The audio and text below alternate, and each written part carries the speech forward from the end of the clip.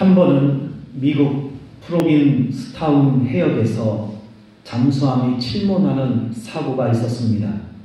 그 뒤 잠수부들은 생존자를 구출하기 위하여 바다 밑으로 내려가 혹시라도 살아있는 사람의 어떤 표시라도 발견하기 위하여 갖은 노력을 다했다고 합니다. 그러다가 마침내 아주 작은 신호음을 발견했는데요. 그들은 온 신경을 써서 귀를 기울였습니다. 그 소리는 모스 부호 신호음이었습니다. 모스 부호 신호음을 해독한 결과 그 내용은 이런 것이었습니다. 희망이 있는가? 희망이 있는가? 였습니다. 잠수함이 침몰하면서 더 이상 자신은 살 수 없을 것이라고 생각해 희망이 있는가?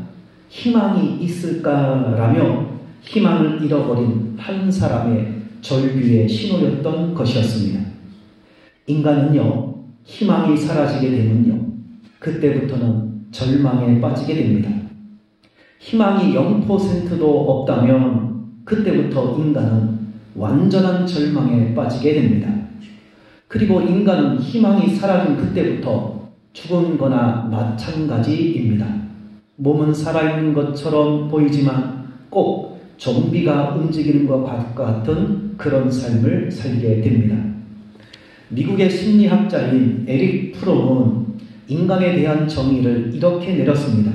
그는 인간을 호모 에스페란스라고 정의를 내렸는데요. 여기 호모 에스페란스에서 에스페란스라는 말의 의미는 희망한다, 소망한다 라는 뜻입니다. 즉 인간은 희망을 품고 사는 자라는 뜻입니다. 근데 이상합니다. 저와 여러분이 살고 있는 이 세상은요, 우리 인간들로 하여금 희망을 가지지 못하게 하고 있습니다.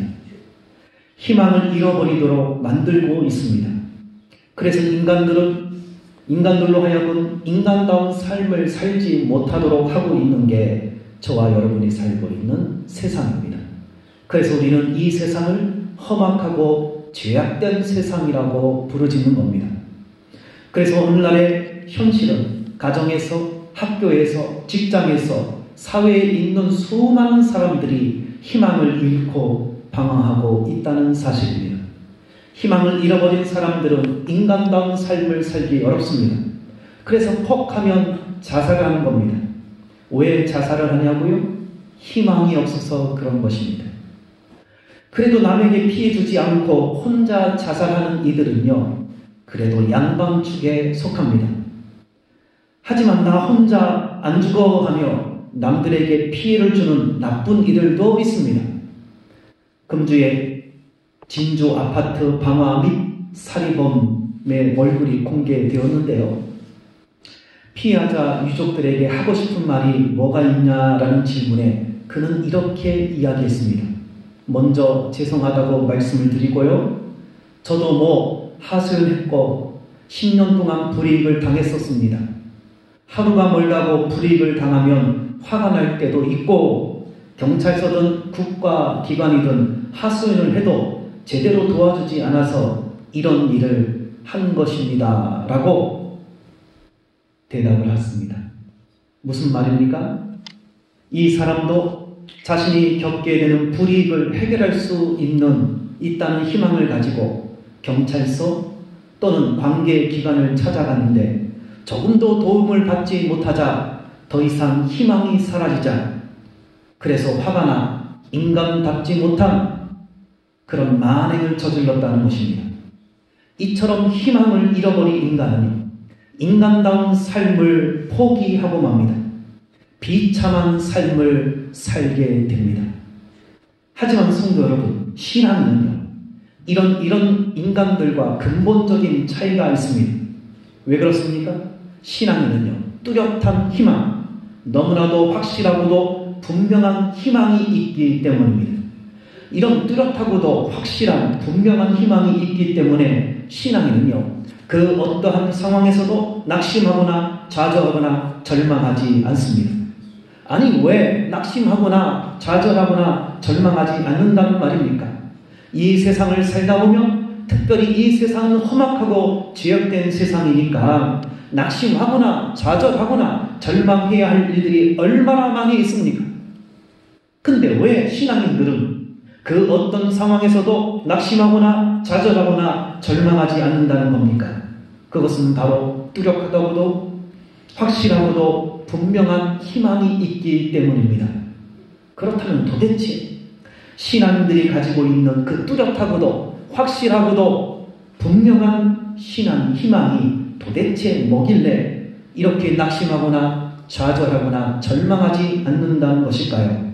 그것은 바로 근본적인 희망인 부활 때문입니다. 성도 여러분, 뭐라고요? 부활 때문입니다. 부활 신앙 또는 부활 신앙의 정신 때문입니다. 이 부활을 가지고 있으면 이 세상의 그 어떤 고난과 역경 속에서도 낙심하거나 좌절하거나 절망하지 않습니다. 바로 이 근본적인 희망인 부활을 신앙인들이 가졌기 때문에 그런 것입니다.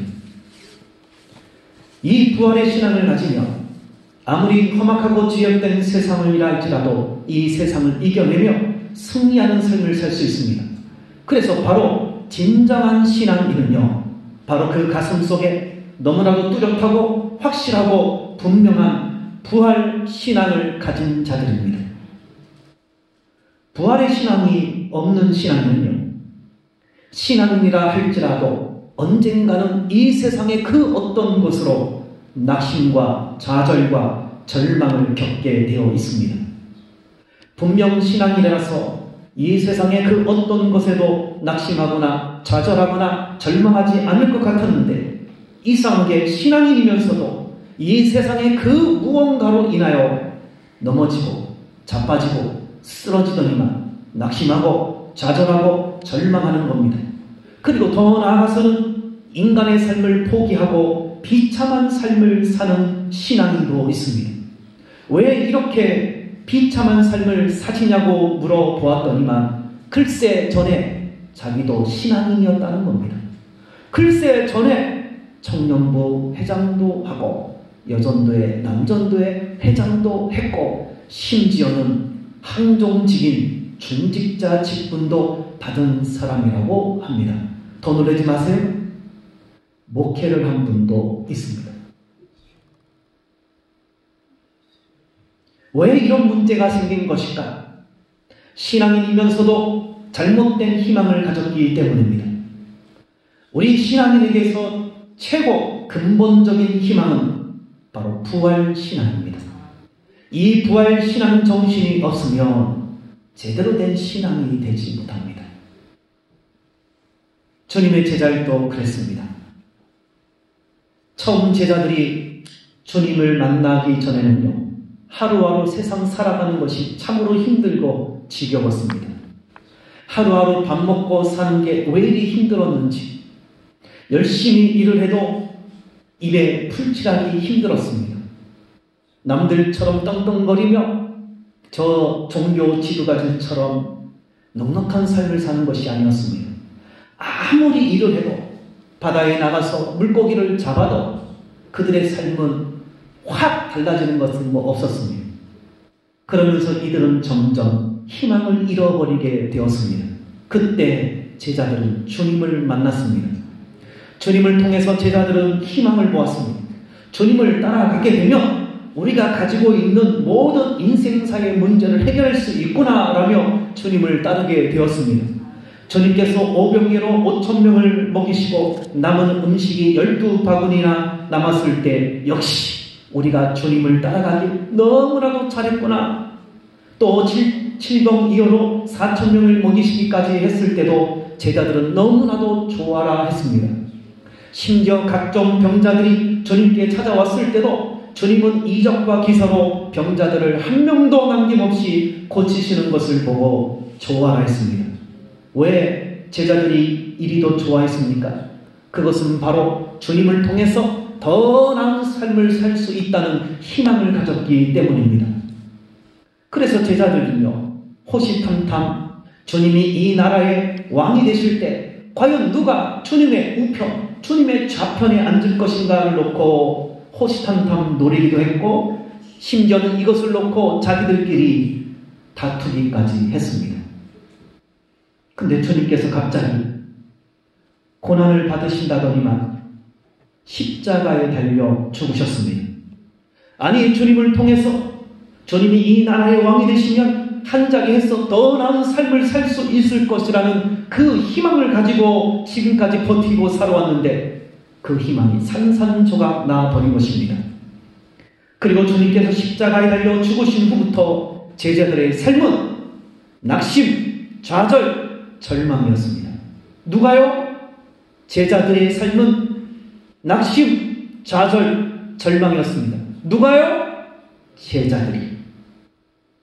주님의 제자들이 낙심, 절망, 좌절에 빠져 살고 있었습니다. 왜 그렇습니까? 그들이 그렇게 희망으로 여겼던 주님이 십자가에 달려 죽으셨기 때문입니다. 여러분, 분명 이 제자들은요, 신앙인들입니다. 누가 뭐라고 해도 주님의 제자임에는 틀림없는 사실입니다. 근데 왜 신앙인들이 낙심과 좌절, 절망에 빠져 있는 것일까요? 한마디로 잘못된 희망을 가졌기 때문입니다. 이런 잘못된 희망이 어쩌면 우리 한국 교회의 복음사 역사이기도 합니다. 진정 신앙인이 가져야 할 희망을 가진 것이 아니라 신앙인이 가지지 말아야 될 희망을 잘못 가졌기 때문에 결국 제자들 또한 낙심과 좌절, 절망에 빠지게 된 것입니다. 오늘 본문에 나오는 제자들이 바로 그랬습니다. 주님의 제자임에도 불구하고, 주님을 믿는 자들임에도 불구하고 이들은 한 곳에 모였습니다. 낙심과 좌절, 절망에 빠져 있었습니다.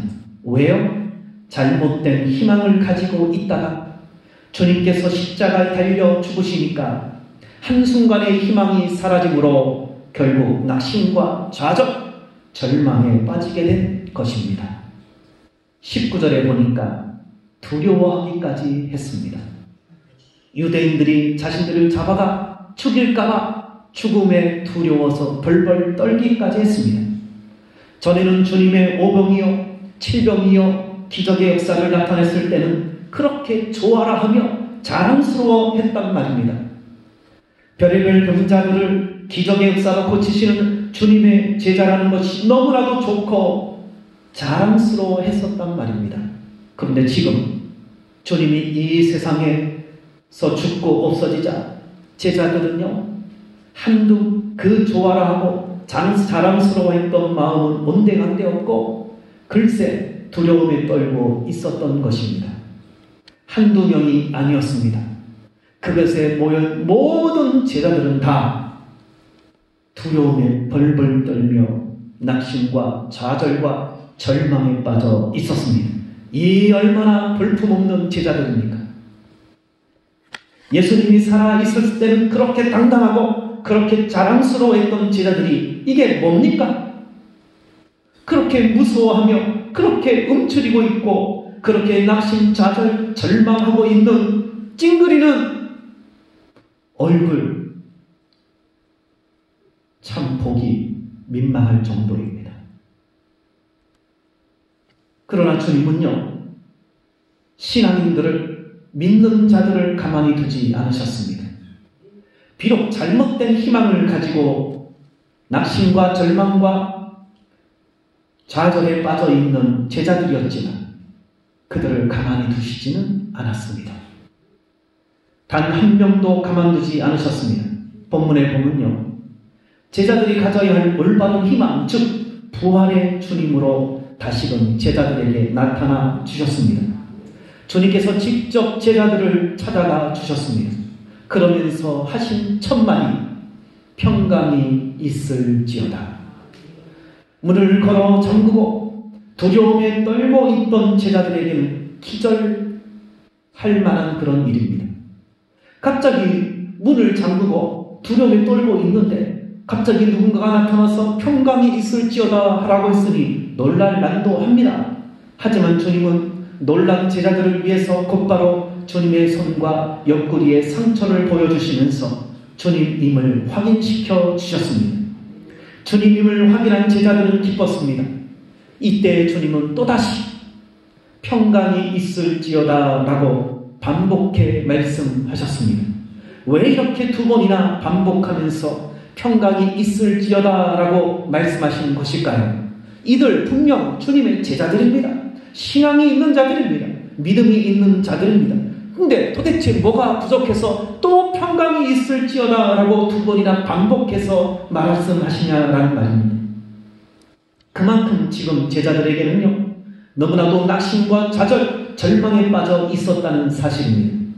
그런 제자들에게 주님은 하루빨리 낙심과 좌절, 절망에서 빠져 벗어나게 하려고 평강이 있을지어다 라고 두 번이나 반복해서 말씀하신 것입니다. 성도 여러분, 신앙인임에도 불구하고 인생사의 문제로 걱정, 근심, 좌절, 낙심, 절망에 빠져 있는 성도들이 꽤 많이 있습니다. 꽤 많이 있습니다. 진짜 많이 있습니다. 그런 제자들을 향해서 주님은 말로만 평강이 있을지어다 라고 말씀하신 것이 아니라 부활의 주님의 몸을 직접 그들에게 보여주시기까지 했습니다. 성도 여러분, 그냥 신앙생활 하다가 결국 좌절, 낙심, 절망을 맞이하는 신앙이 될 때가 있습니다. 그래서 부활의 주님을 보아야 합니다. 부활의 신앙을 가지지 못하면 언젠가는 낙심하고 좌절하고 절망하며 무서워서 문을 걸어 잠그고 밖에서 사람들이 오는 것도 싫어해서 벌벌벌벌 떨고 있고 나 혼자가 좋다 이러고 집안에 방콕하는 신앙인도 많이 있습니다. 지금도 주님의 몸된 교회에 찾아와서 하나님께 예배드리지 못하고 집에서 벌벌벌벌 떨고 있는 신앙인들 꽤 많이 있습니다. 이전에 그렇게 부활한다고 말을 했어도 믿지 않았던 제자들이지만 이렇게 직접 부활의 주님의 몸을 보여줌으로 제자들에게는 다시금 새로운 희망, 올바른 희망, 즉 부활의 신앙 정신을 이때부터 제자들이 가지게 되었습니다. 하지만 이때 한 제자가 이 자리에 있지 않았습니다. 그 제자는 바로 도마입니다. 도마는 후에 돌아왔습니다. 하지만 예수님이 다시 살아서 왔다는 다른 제자들의 말을 믿으려 하지 않았습니다. 부활하신 주님을 도대체 믿으려고 하지 않았습니다. 그렇게 신앙생활을 함께 몇 년과 같이 하고 같이 밥 먹고 같이 잠자고 같이 희노애락을 겪으면서도 그들의 말을 도무지 믿지 않았습니다. 성도 여러분, 이거 부활의 주님을 믿는다는 것은 대단히 어려운 일입니다. 신앙인 여러분, 부활의 주님을 믿기까지 진정한 신앙이 되시길 바랍니다. 우리 한국에 복음이 들어왔을 때는 기복주의 색깔이 너무 짙었습니다. 제자들도 주님을 통해서 야, 인생 한 자리 하겠다, 더 편안한 삶을 살겠다, 그래서 그거 희망하고 주님을 따랐습니다. 근데 언젠가는 좌절, 절망, 자포자기할 때가 옵니다. 진정한 신앙은 부활의 신앙입니다. 이 부활의 신앙 갖기가 굉장히 어렵습니다. 도마도 분명 주님의 제자였습니다. 제자임에도 불구하고 다른 제자들이 그렇게 설득하고 확신에 찬 말로 진짜 부활의 주님이 우리에게 오셨단 말이야. 믿어. 내가 너와 지금 신앙생활 몇 년 같이 하고 몇 년 같이 밥 먹고 몇 년 같이 잠자고 몇 년 같이 희노애락을 했냐. 야, 우리 말을 못 믿냐? 못 믿어. 못 믿어. 못 믿는데 같이 몇십 년 동안 같이 신앙생활 했는데도 부활의 신앙을 가지라고 해도 절대로 안 믿는 게 이 신앙입니다.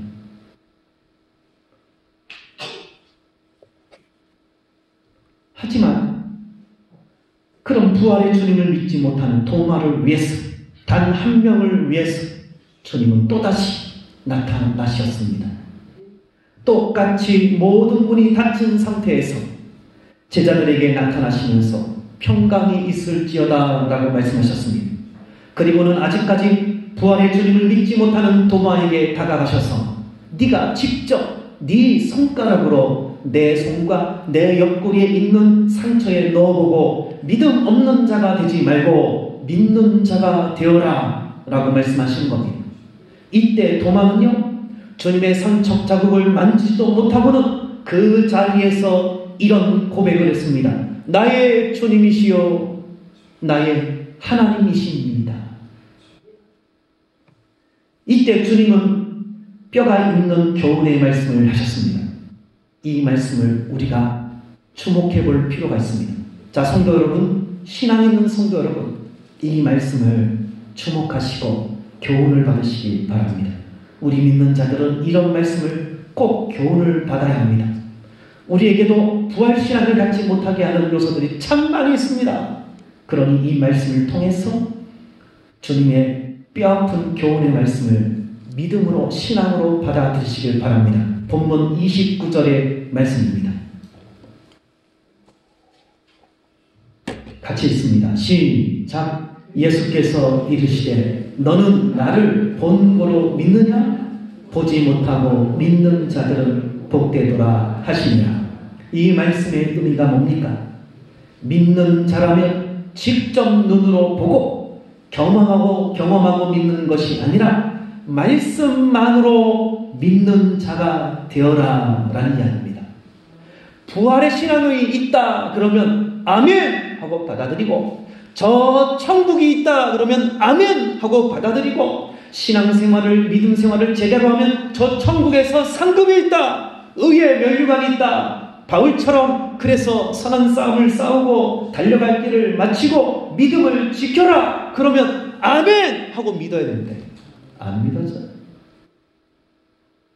어떻게 하면 믿어질까요? 그래서 간혹 이런 신앙인들을 보게 됩니다. 전부 여의치 없어서 손 들고 옵니다. 예수님 믿을 때도 예수님만 믿은 것이 아니라 이것저것 많이 믿고, 예수님보다 돈, 건강, 학식, 명예, 권세, 정력, 재능 이런 걸 더 많이 믿고 막 하다가 이제는 의지할 게 다 떨어지니까 그제서야 남은 게 주님밖에 없어. 그래서 주님, 나 이제 손 다 들었습니다. 나 이제 주님밖에 없습니다. 물론 주님 찾아온 건 그래도 잘한 겁니다. 이렇게 얘기하면 또 거꾸로 알아듣는 분이 있습니다. 그래도 주님께 찾아온 건 너무너무 잘한 거예요. 근데 성도 여러분, 처음부터 가면 좋잖아요. 말씀만 믿고 진작부터 주님을 찾아가고 믿었으면 좋을 뻔했단 말입니다. 부활의 주님을 직접 눈으로 보아야 믿어진단 말입니까? 물론 이렇게 해서 믿어지기도 합니다. 하지만 진정한 믿음은요, 보지 않고 경험하지 않고 하나님의 말씀만을 듣고 믿는 자가 복됩니다. 그래서 가장 복된 시간이 언제인가? 바로 설교 시간입니다.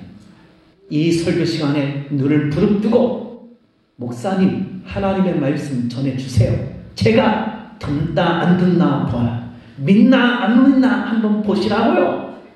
그래가지고 이런 분, 네, 무서워요. 목회자가 가장 무서운 사람이 바로 이런 분입니다. 은혜 주세요. 말씀 주세요. 일주일 동안 뭐 하셨어요? 이런 분을 위해서 목회자는 서재에서 끊임없이 연구하는 겁니다. 근데 다 1년 전에 한 말씀 또 비슷하게 했는데도 아멘, 아멘, 서로 같이 죽는 거예요. 진정한 믿음의 사람이 뭡니까? 말씀만으로 직접 본 것처럼 믿어지고, 직접 직접 경험한 것처럼 믿어지고, 그래서 믿음장인 히브리서 11장 1절에 믿음은 주여, 믿음은 바라는 것들의 실상이요 보지 못, 보세요. 보지 않았어도 증거로 여긴단 말이에요. 이게 믿음입니다. 성도 여러분, 주님께서는 잘못된 희망을 가지고 살다가 한순간에 희망이 사라짐으로 낙심과 좌절 그리고 절망에 빠져있는 제자들을 가만히 놓아두지 않았습니다. 단 한 명도 이들을 가만 놓아두지 않으셨습니다. 지금도 마찬가지로 신앙이 이면서 잘못된 희망을 가지고 있는 저와 여러분을 향해서 주님은 부활의 신앙을 가지라고 말씀하십니다. 부활의 신앙만이 진정 평강이 있는 신앙생활을 할 수 있다고 말씀하십니다. 봐, 너희들 나만 믿고 쫓아왔지만 결국 좌절과 근심과 절망에 빠졌잖아. 근데 평강이 있을지어다. 부활의 주를 믿는 순간 평강이 있다. 이 말씀을 통해서 우리의 신앙을 다시 한번 재점검해 보시기 바랍니다. 혹시 나의 신앙이 제자들과 같이 신앙이면서도 잘못된 희망을 가지고 있는 신앙은 아닌지, 지금은 이 잘못된 희망을 가지고 있어도 별 문제가 없어 보일 것입니다. 오히려 이 잘못된 희망이 더 좋아라 하고 자랑스러워 당당하기까지 할 때도 있을 것입니다. 하지만 기억할 것은 잘못된 희망은 결국 낙심과 좌절, 절망에 빠지게 된다는 점입니다. 비록 신앙이라 할지라도 잘못된 희망, 즉 부활의 신앙 정신이 아니라면 결국 언젠가는 그 어떤 일로 인해서 낙심하고 좌절하고 절망에 빠지게 된다는 사실입니다. 그러니 우리는 하루라도 올바른 희망을 가져야 합니다. 바로 부활의 신앙 정신을 가져야만 합니다. 신앙인의 진정한 희망의 시작은 바로 부활의 신앙을 가지면 그때부터 생기게 되는 것입니다. 주님의 제자들도 부활의 신앙을 가지기란 쉽지 않았습니다. 그러니 기도하세요.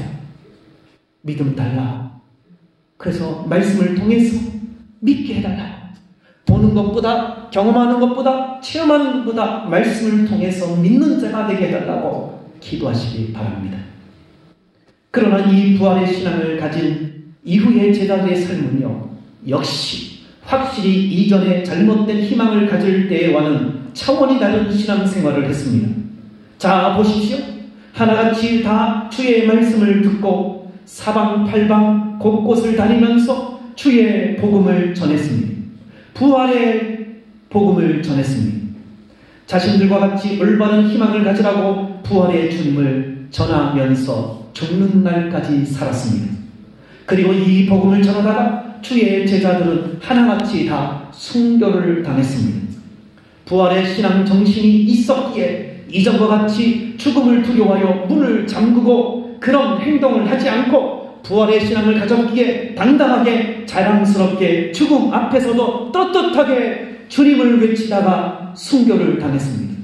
전과 같았으면 주님을만 바라봤으며 주님을 통해서 한자리 하는 거, 편안한 삶, 안락한 삶, 더 편한 삶을 살려고 향유했던 그런 희망이었다면 죽음 앞에 벌벌벌 떨면서 그럼 말고 미안해 그리고 도망갔을 텐데, 죽여봐, 나는 부활신앙자야. 내가 죽으면 죽는 자 알아? 아니야, 주님을 통해서 다시금 나는 부활할 자야. 그러니까 너희들이 나를 죽인다고 죽이는 게 아니야. 그러면서 당당하게 복음을 전하다가 순교를 당했습니다.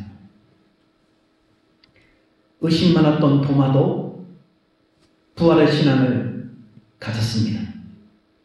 부활의 신앙을 가졌기에 마찬가지로 부활의 주님을 전하는 자로 살았습니다. 그리고 그가 찾아간 곳은 파르디아, 인도, 이디오피아 등 두루 다니면서 부활의 주님을 전했습니다. 심지어는 인도의 야만족 마을까지 찾아가서 복음을 그들에게 전했으며 많은 야만인들이 주님을 믿고 돌아왔다는 기록도 있습니다. 또한 태양신을 섬기는 잔나귀로 소문난 야만인들을 찾아가 부활의 주님을 전하다가 왕이 저놈을 당장 펄펄 끓는 가마에 집어넣어라. 그래서 도마는 펄펄 끓는 가마솥에 던짐을 받았습니다. 그리고 가만히 쳐다보는데 이 도마가 죽지를 않는 거예요.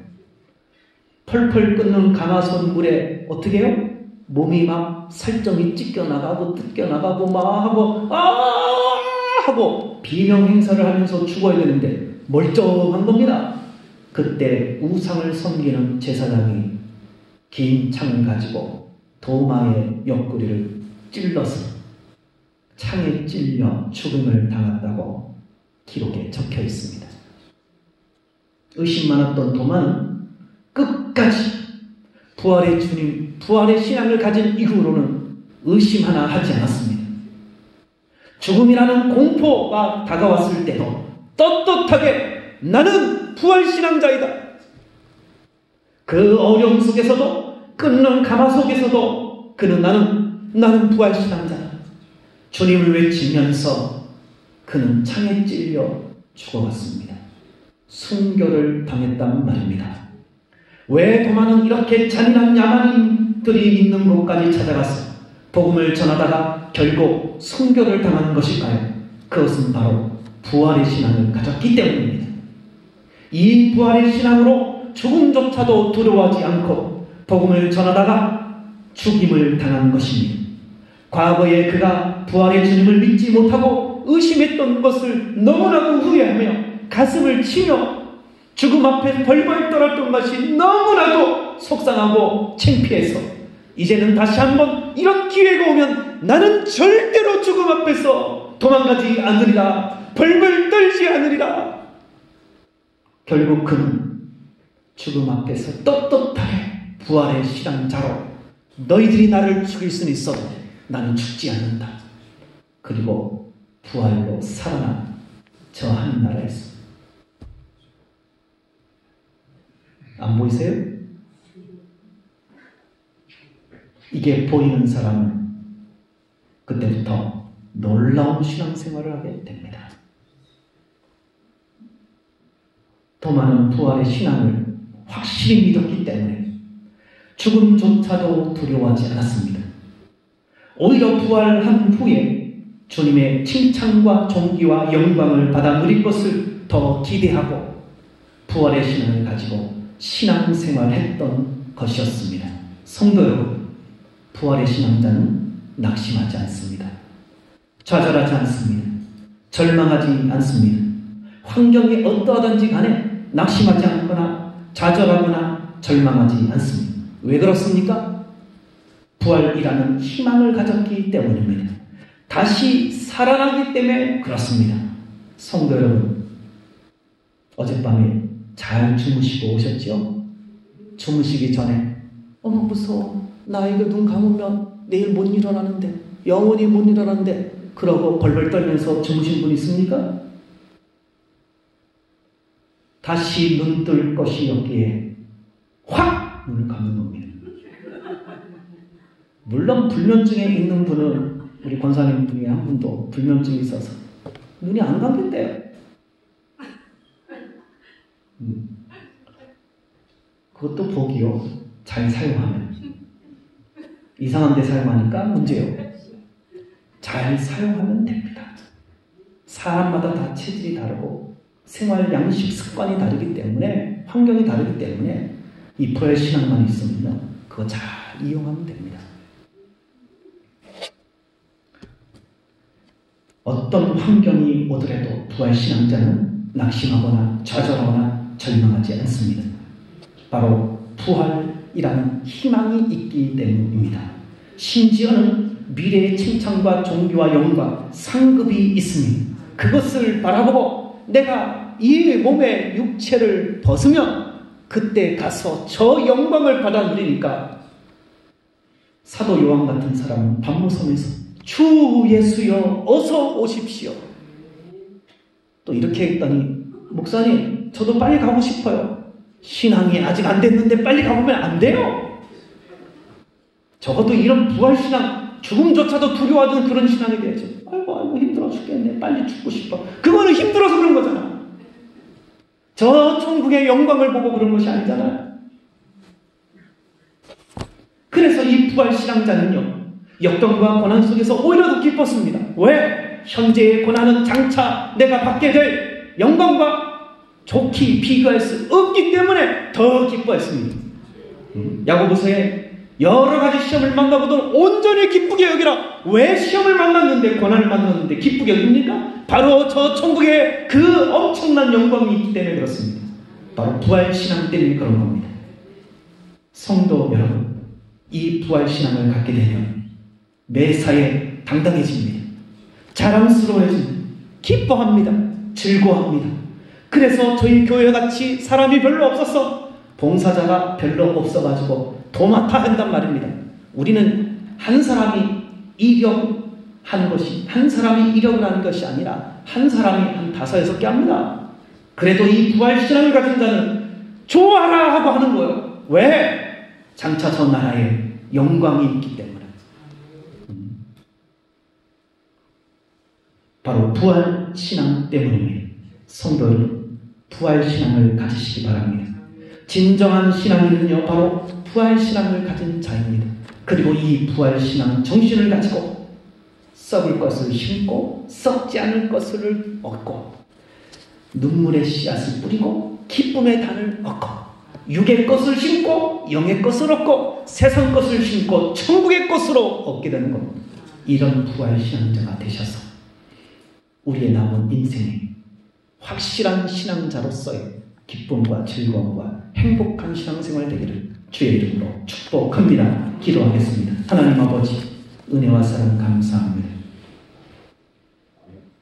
진정한 희망의 시작은 부활신앙으로부터 시작함을 깨닫게 하신 아버지 하나님 감사합니다.